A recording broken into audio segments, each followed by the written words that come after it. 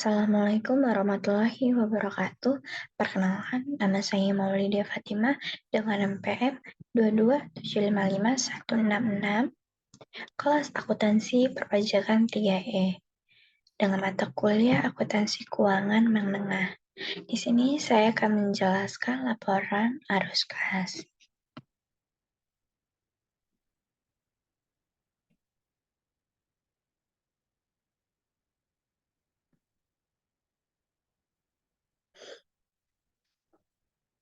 Laporan arus kas PSAK 2. Laporan arus kas yaitu laporan adalah laporan keuangan yang menyajikan jumlah aliran kas yang masuk ke perusahaan atau cash inflow dan jumlah aliran kas yang keluar dari perusahaan atau cash outflow dan perubahannya selama satu periode tertentu.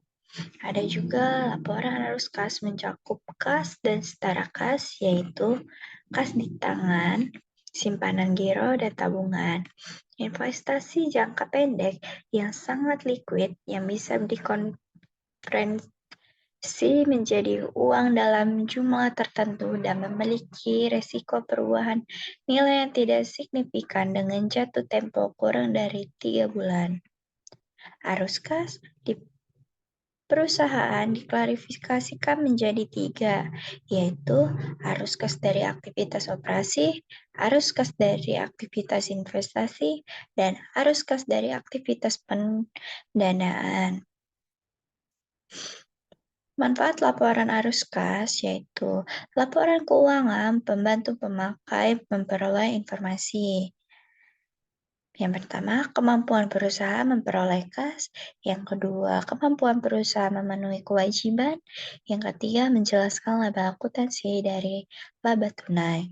Dan yang keempat, pengaruh kegiatan investasi dan pembiayaan cash dan non-cash terhadap position keuangan perusahaan.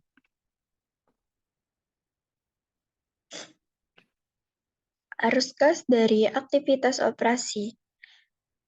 Aktivitas operasi adalah aktivitas penghasilan utama, pendapatan entitas, dan aktivitas lainnya yang bukan merupakan aktivitas dan pendanaan. Indikator utama juga menentukan apakah operasi dapat menghasilkan kas untuk melunasi pinjaman dan memelihara kemampuan operasi entitas, pembayaran dividen, dan melakukan investasi. Contoh arus kas dari aktivitas operasi yang pertama, penerimaan kas dari penjualan barang, yang kedua, penerimaan kas dari penjualan jasa, dan yang ketiga, penerimaan kas dari royalti, komisi, dan pendapatan lainnya yang diterima dengan tunai. Keempat, pembayaran kas kepada pemasok barang, dan yang kelima, pembayaran kas kepada karyawan. Keenam, pembayaran kas kepada pemasok jasa lainnya. Dan yang ketujuh, pembayaran atau restitusi pajak.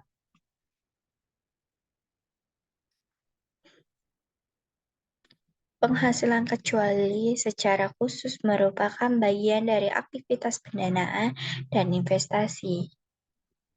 Yang kedelapan, penerimaan dan pembayaran kontrak yang dimiliki untuk tujuan perdagangan. Ada juga bunga dividen. Arus kas bunga dan dividen diungkapkan secara terpisah dan diklarifikasikan secara konsisten. Bunga, yaitu beban bunga dapat disajikan sebagai arus kas, operasi, dan pendanaan atau alternatif. Yang kedua, ada pendapatan bunga dapat disajikan sebagai arus kas, operasi, atau investasi. Dan dividen. Dividen yang dibayarkan dapat disajikan sebagai arus kas, pendanaan, atau operasi. Ada juga pendapatan dividen dapat disajikan sebagai arus kas operasi atau investasi. Ada dua jenis metode pelaporan arus kas. Yang pertama, metode langsung, dan yang kedua, metode tidak langsung. Yang pertama, metode langsung.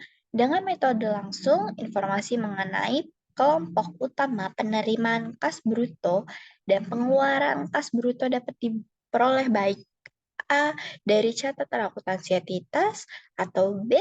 Dengan menyesuaikan penjualan, beban pokok penjualan, pos-pos lain dalam laporan rugi komprehensif.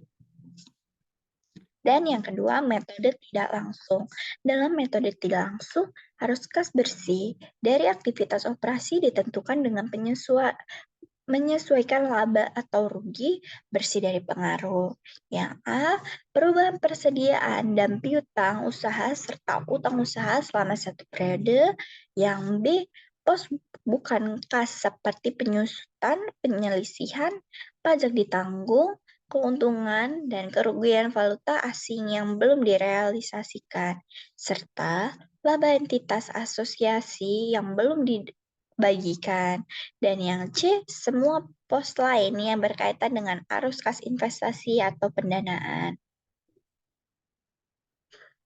Arus kas mata uang asing.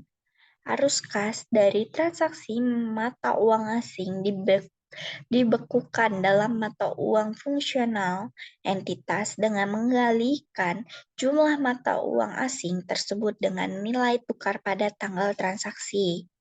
Konsistensi dengan PSAK 10. Keuntungan dan kerugian yang belum direlasikan perubahan nilai tukar bukan arus kas. Perubahan nilai tukar juga dilaporkan dalam LAK untuk merekonsiliasi saldo awal dan akhir kas dan setara kas. Ada juga pajak penghasilan, yaitu arus kas yang berkaitan dengan pajak penghasilan diungkapkan secara terpisah. Diklarifikasikan sebagai arus kas dari aktivitas operasi kecuali jika secara spesifik dapat diidentifikasikan sebagai aktivitas pendagangan dan investasi. Dan yang ketiga itu ada diklasifikasikan secara terpisah jumlah keseluruhan pajak dibayarkan dan diungkapkan. Dan kesimpulannya yaitu laporan arus kas merupakan laporan keuangan yang menyajikan lalu lintas arus kas masuk dan arus kas keluar dari kas dan setara kas. PSAK 2 ini mensyaratkan agar laporan arus kas disajikan sebagai bagian yang tidak terpisahkan dari laporan keuangan untuk setiap periode penyajian laporan keuangan.